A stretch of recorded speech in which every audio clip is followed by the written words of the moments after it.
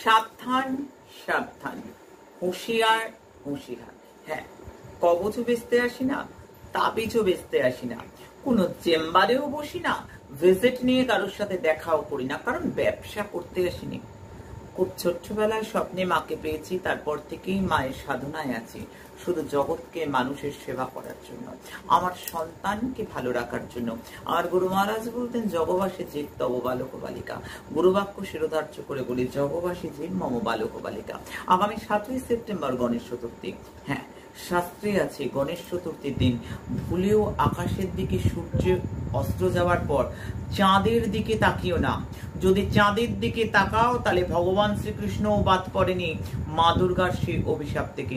চাঁদের দিকে তাকালে কলঙ্ক পড়বে, বদনামি হবে, বিপদে পড়বে, সম্মানহানি হবে। খুব সতর্ক, খুব সতর্ক। 7ই সেপ্টেম্বর।